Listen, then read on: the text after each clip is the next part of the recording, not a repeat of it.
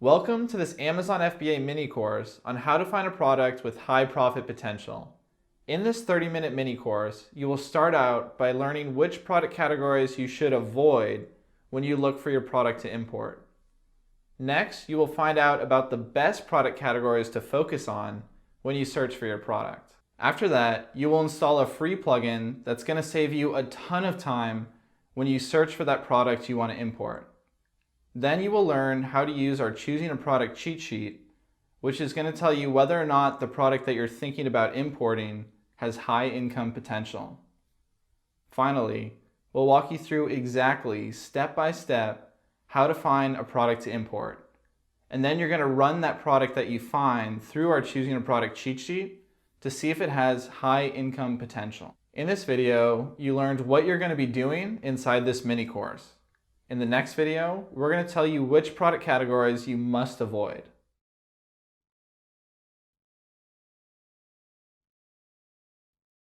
In this video, we're going to cover the worst categories to list in. I hope you're excited because this is a very important video. Here, we're going to talk about all the worst categories that you do not want to be listing in Amazon or searching for a product within. Why are we telling you to avoid these specific categories? I'm trying to help you. I want to empower you to become a financially independent person.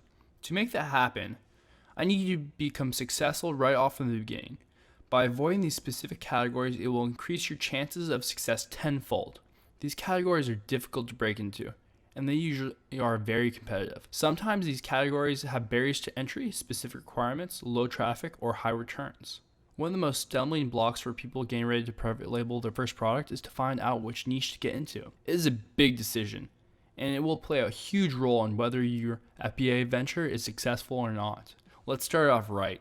Jumping into it, let's get into the first category, electronics. You may say, oh, I want to get into electronics, and you may disagree with this niche making the list. However, if you're launching your first private label product, it is best to stay away from anything in the electronics category. You can get into electronics, but you have to be extremely careful. They break, they wear out. You may see a high return and refund rate, which is not good for your seller rating or your wallet. Cheap electronics, especially in China, can be very low quality. Category number 2, toys and games. This is a hard one. There's big brands that dominate. You have to know who you're going against. You have to know your market and audience. You have to be in a specific niche if you want to dominate this category. I recommend just staying away. Number 3, this is a biggie, fitness. This is an incredibly tough market. Unless you're a fitness athlete, you better stay away from this market. Supplements are exceptionally hard.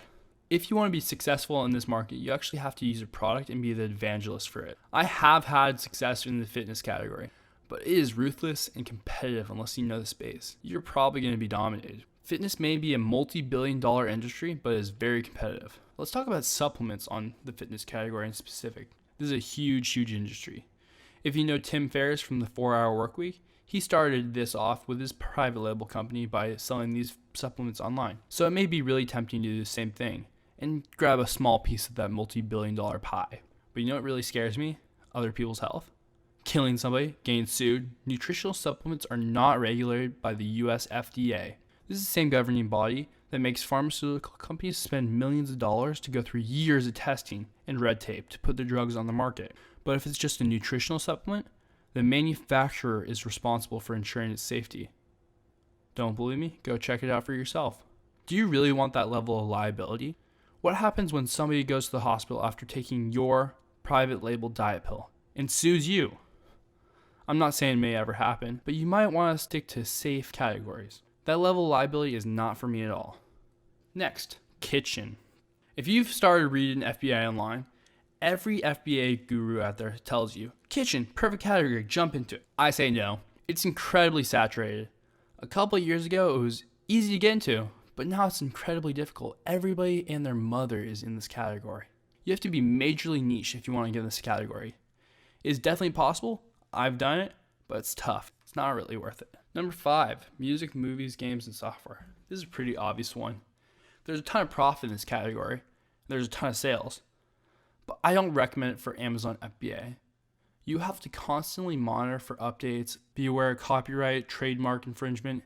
It's just not worth it. Don't even bother getting into this category, especially for your first product.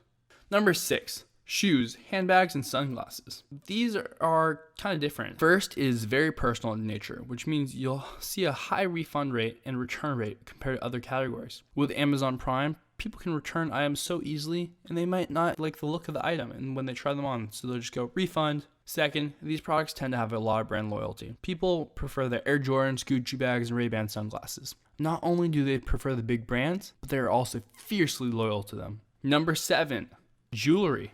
This is another category that is incredibly personal in nature, and people tend to be brand loyal as well. This leads to high return and refund rates. The second issue is finding the right manufacturer for your item, especially in China. There are so many knockoffs out there, and you don't want to get into that. And if you do find the right supplier, be expected to be charged a ton of money for these items. Number 8, industrial and scientific. This is kind of a different category. You can find lab equipment, safety gear, janitorial equipment, and anything else you need in this category easily. This category is also incredibly profitable, but I would say stay away from this category. This category tends to have less traffic than other categories out there. Also in this category, it's typically B2B or business to business, not B2C, business to consumer. Selling safety equipment and similar products could add liability to your company. If you are selling a safety harness and one of them breaks, be expected to be in a huge lawsuit. Number 9, grocery and gourmet food. So this is actually a double-edged category. I do recommend this category, but it's really not smart to be sourced from China.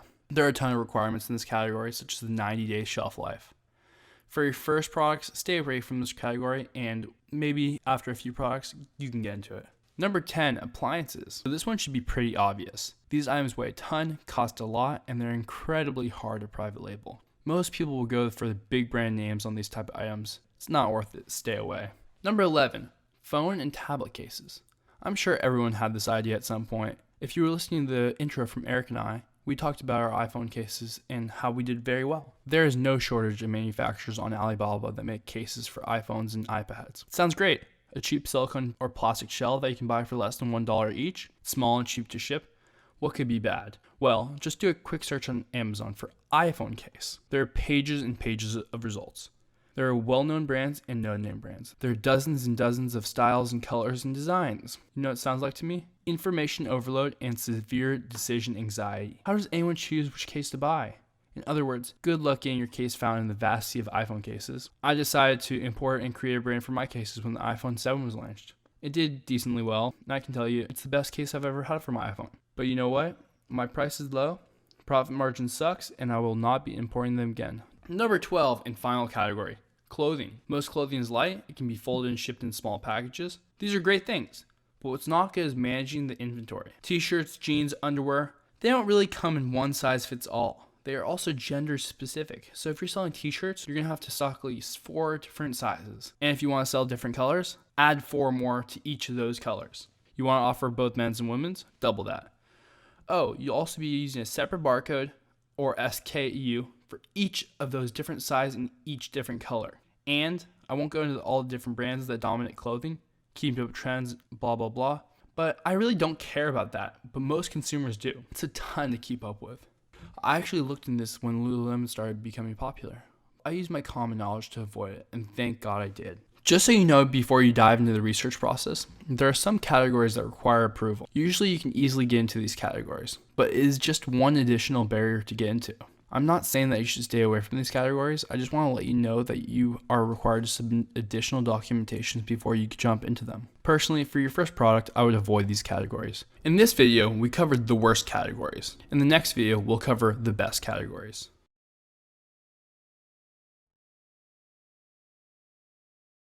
In this video, we will cover the best categories that you can list into for your first product. Number 1 best category to list into: baby. Baby products are incredibly profitable, and they are very specific to certain needs. Mothers want a product to satisfy their specific needs, so there is never one product that dominates the market. In addition, these people love to spoil their babies with every product, even if it isn't necessary. Number 2, similar to baby, pets. Pets can be some people's babies. They're very specific to certain needs as well, and people love to spoil their pets with everything they need. They don't know how their pets will react, so they just buy them everything, see if they like them. Number 3 best category. Most people are closed-minded and they shy away from this category. I live in San Francisco and the houses and apartments are so small. More and more millennials are moving to the cities and they try to maximize their space. Think outside the box. Think storage solutions. Be careful around chemicals and cleaning solutions though, since there may become legal issues. Number 4 best category, tools. These items are traditionally dominated by big name brands, and many people shy away from this category. Some tools are only found in Home Depot, but they're not even on Amazon. I've tried to buy items on Amazon before, only to find out they don't have what I'm looking for. Sometimes Home Depot doesn't either, and I usually end up going to eBay. See that gap? Finally, where is the rest? I'm only giving you these 4 categories as an example. As long as there isn't a good reason to put in the worst category list, you should be well off in any other category. I only listed these few categories though because there are so many options to jump into in Amazon, and people are willing to spend money in everything. In addition, these categories fit all of our requirements, which I will go over in the next video. You must be creative. I don't know all the best categories, because some of the best categories aren't the best categories yet. This basically means anything can change. Trends, availability, price. Everything can change. You must be the first one to notice. Use your hobbies that you love. Look around the house. Keep your mind open, and don't limit your categories to these few. Let your imagination run wild. In this video, you learned about the best product categories to focus on. In the next video, you're going to choose one product category to start your search in.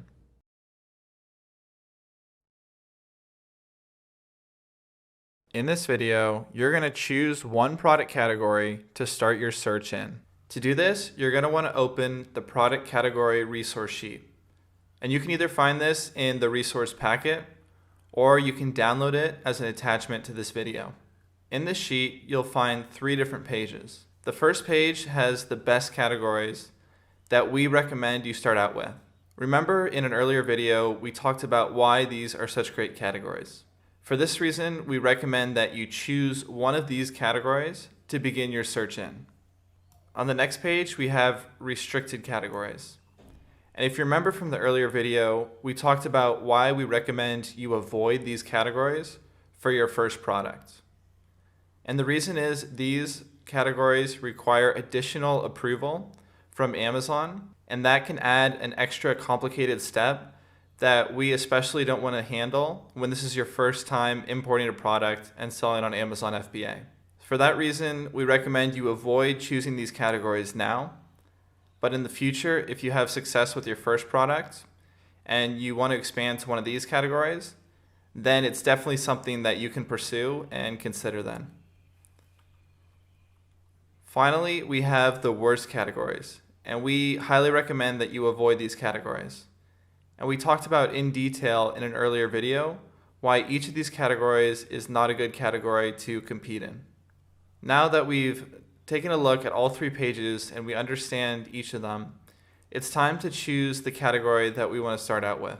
In my case, after looking through these categories, the category I'm most interested in is pet. For the sake of this course, I'm going to start my search in the pet category. But by no means does that mean that you have to choose the pet category as well. Choose the category here that you find the most interesting. And in the next video, we'll begin our search in that category. In this video, we chose a product category that we're going to begin our search in. In the next video, we're going to install a plugin to our Chrome browser called Unicorn Smasher. And this free plugin is going to save us a ton of time when we start looking for potential products. Pause this video now and don't move on until you've chosen a product category to start with.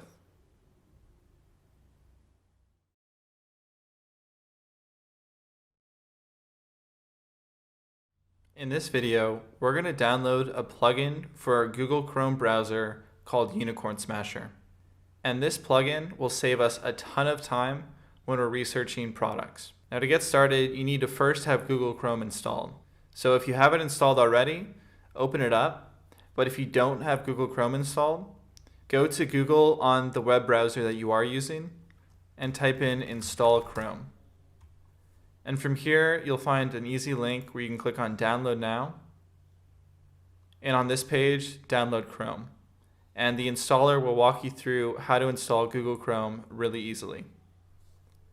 So once you have Google Chrome installed, you're going to want to go to Google and type in install Unicorn Smasher. And we're looking for this link that says Unicorn Smasher ! That's unicornsmasher.com. We're going to click on that. And then click on Get Unicorn Smasher. And we're going to need to enter our name and email to get this. And then click on Send Me the Download.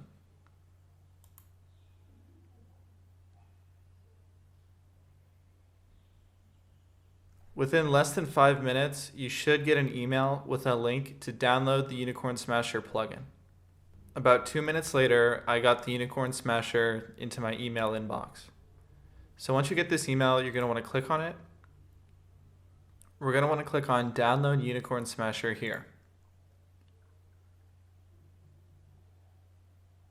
This will take us to the Chrome Web Store where we can click on Add to Chrome.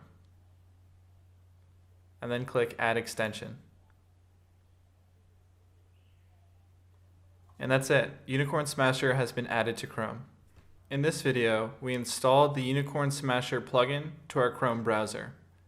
In the next video, we're going to find a product to run through our Choosing a Product cheat sheet. Pause this video now and don't move on until you've installed the Unicorn Smasher Chrome extension.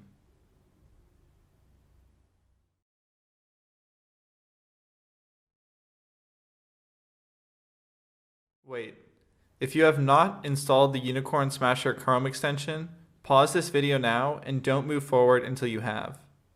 And if you have installed the extension, great work, we're going to keep moving forward. In this video, you will learn how to use the Choosing a Product cheat sheet.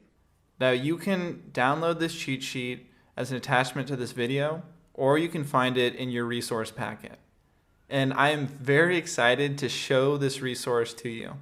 It is something that Eric and I have spent a ton of time creating, and it's going to save you so much time when you go searching for a profitable product idea. The purpose of this sheet is to be a very quick way for you to decide while you're looking through potential products whether they have a lot of potential and you should save them so later you can do a deeper look at them, or if you should skip a certain product and your time is better spent looking at other products. And what's so cool about this sheet is it's interactive. So instead of having to print it out and write on it, you can just click here, type in the product name, and then as you look at each of these criterias, if the answer is yes, you can check that box off, or if the answer is no, you could check that box. And the way the sheet is designed is you're looking for a product that you can answer yes to all 8 of these questions. And if for a certain product, one of the answers turns out to be no, you should stop right there and go look for a different product. We've carefully selected all 8 of these criterias to be essential. So you're looking for a product that passes all of them. Although this is going to take some time up front, the advantage of doing this is you're going to save a ton of time down the road. This means you're only going to take a deep look at products that have already passed these basic criterias, and it gives that product a much higher chance of being what we're looking for. Now I'm going to explain to you a little bit about each of these 8 criterias and why we chose it. And don't worry if you get lost at some point while I'm explaining this, because after I explain why we chose these criterias, we're going to pick a product online and run it through this worksheet. So you're going to find out exactly what I mean by each of these and how you can use them. The first criteria is 5 of the top 10 products have a BSR between 2,500 and 25,000. Now this thing called a BSR is something that's going to be very important to us when we're looking at potential product ideas. What it stands for is bestseller rank. And it's a way for Amazon to tell us how well is a product selling within its main category. So I'll give you an example now. Let's say we're looking online and we're in the pet supplies main category and we find a special dog leash. And this special dog leash has a BSR of 500. What that means is in that main pet category, this special dog leash is the 500th best-selling item in that category. The reason why it's important to look at a BSR that falls in this range is products that have a BSR that's very, very low are making a lot of sales, but it also means they have a lot of competition. And on the other end of the spectrum, products with a very high BSR may not have a lot of competition, but they're also not selling very well. So we're looking for products that fall in that sweet spot in the middle, where they're having enough sales volume that we can make money if we were to sell a product there, but they're not too competitive where it's going to be very hard for us to compete with other people. The next criteria is none of the top 10 products have a BSR below 500. And this has a lot to do with what I just explained about the BSR.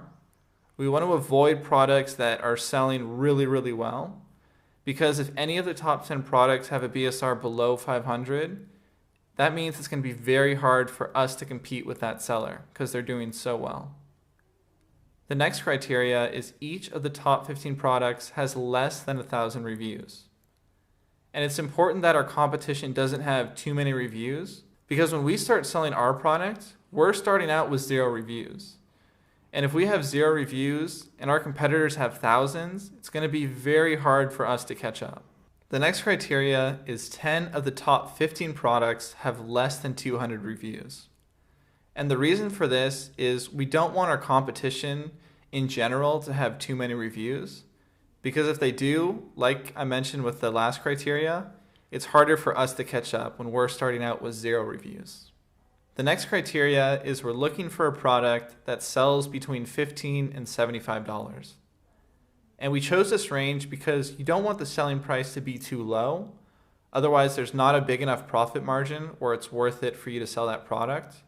But you also don't want your selling price to be too high, because that means you have an expensive product, which increases your risk because you're spending a lot more money on inventory. The next criteria is the product is durable and unlikely to break while shipping. The last thing we want is a fragile product that's going to break by the time it arrives at the customer's doorstep. Next, we want a product that's not too big, because that's going to save us a ton of money on shipping costs when the product shipped from China to our Amazon warehouse, and then from the Amazon warehouse to our customer. The last criteria is the product does not violate any copyrights or patents. And this is very important because if it does, we're going to run into a lot of legal trouble. In this video, you learned how to use the Choosing a Product cheat sheet. In the next video, you're going to find one product to run through this cheat sheet.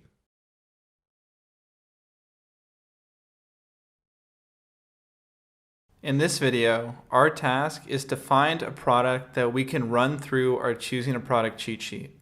And to do this, you're going to want to open up an internet browser. From here, we want to type in Amazon bestseller list.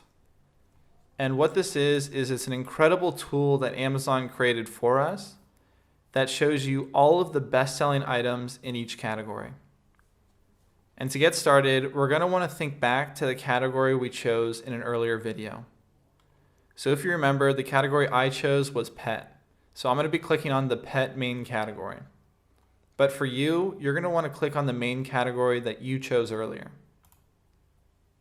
So now that we're in the pet category, we're going to see a list of items. So if we look here, this bag of cat food has a number 1 next to it. And that means it's the number 1 best-selling item in the pet category. Or in other words, it has a BSR of 1. Now, if you remember from looking at our sheet, a BSR of 1 is way too competitive. There's no chance that we're able to compete with that. So we want to look for products that have a much lower BSR. So we could scroll through this list, but all of the items here have a high BSR. 15 means that this item is the 15th best-selling item. And we're looking for products that have a BSR at the very least that's lower than 500. What we can do then is look at the category's subcategories. So in the main pet category, we have a list here of all of the subcategories that live within it. For this example, I'm going to click on the dog subcategory. What we have here is the best-selling items in the dog supplies subcategory.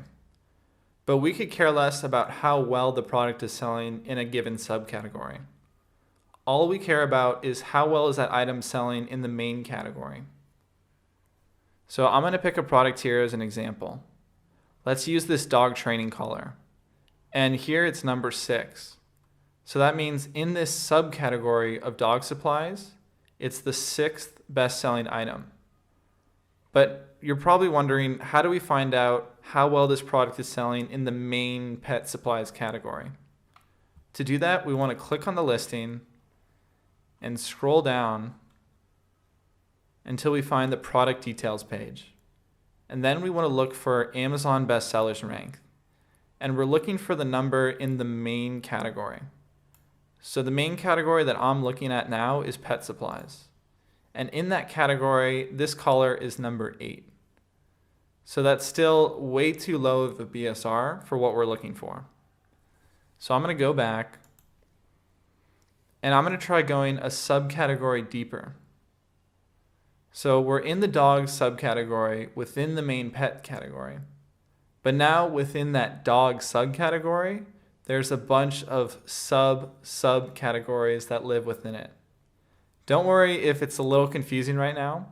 The more you play with this, the quicker you're going to understand how it all works. Now I'm going to click on the collars, harnesses, and leashes category. The deeper we go into these subcategories, the lower the BSR number is going to be. So I'm going to pick one of these as an example. I'm going to look at this reflective harness. And I'm going to scroll down. And here we can see that the bestseller rank in the main category is 578. So in general, that's still a very low BSR. But according to our criteria sheet, it isn't below 500. So potentially it could work for us. So now let's say we want to run this product through our choosing a product cheat sheet. How exactly do we do that? Well, the first thing we're going to do is look at the product name, which is a reflective harness.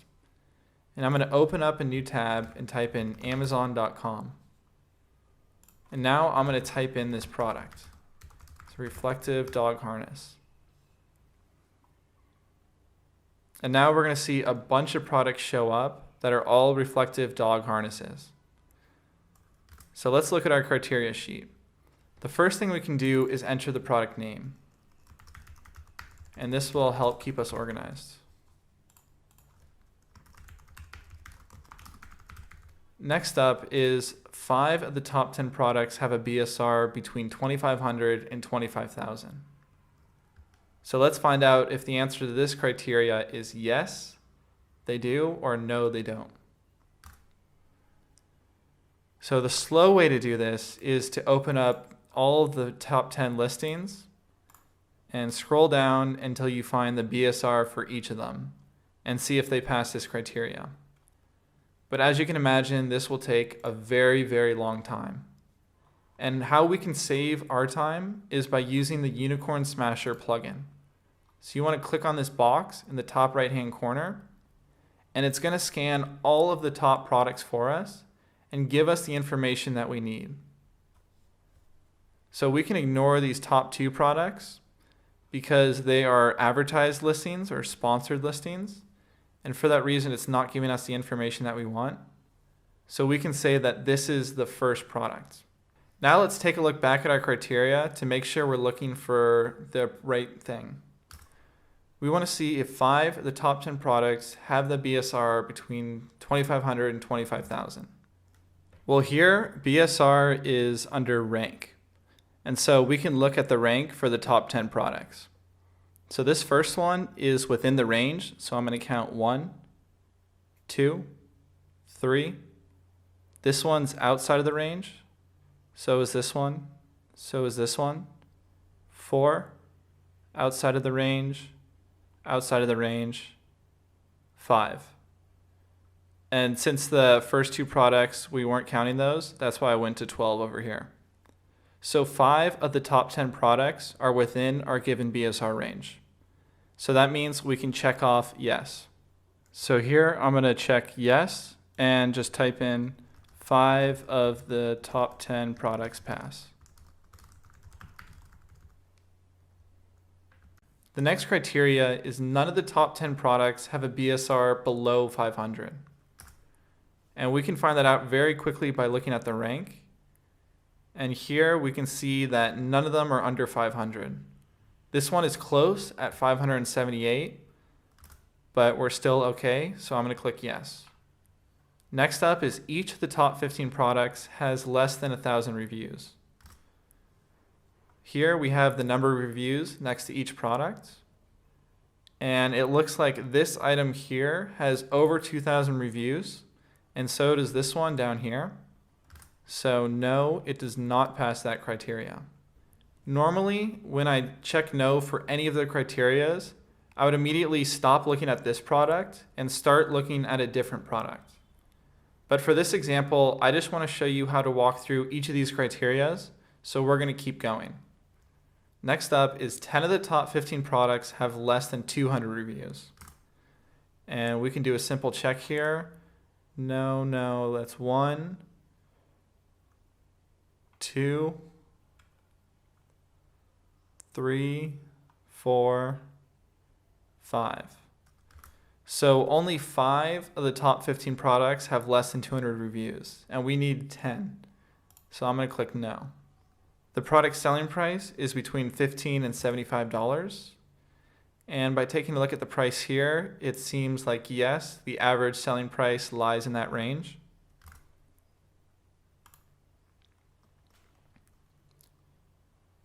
The product is durable and unlikely to break while shipping. I think we can say yes for a dog harness. Now we need to find out the product size. And to do that, we're going to have to exit out of Unicorn Smasher and click on one of these listings. And we're going to scroll down until we see the product dimensions. Here it's saying that this product is 5 by 5 by 1 inches, which is smaller than this criteria, so we can click yes. And finally, the product does not violate any copyrights or patents. Further on, if we decide to do a deeper search in this product, we can more thoroughly look to see if it does have any copyrights or patents. But for now, for the dog harness, my gut is to say that yes, it does not violate any copyrights or patents. But if we were to look at this product more closely, we would want to check that further before importing it.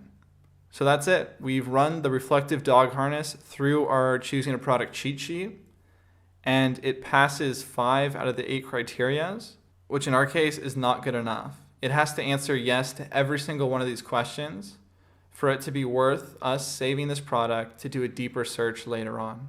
In this video, you found one product to run through our choosing a product cheat sheet. In the next video, we're going to review everything that you did in this mini course.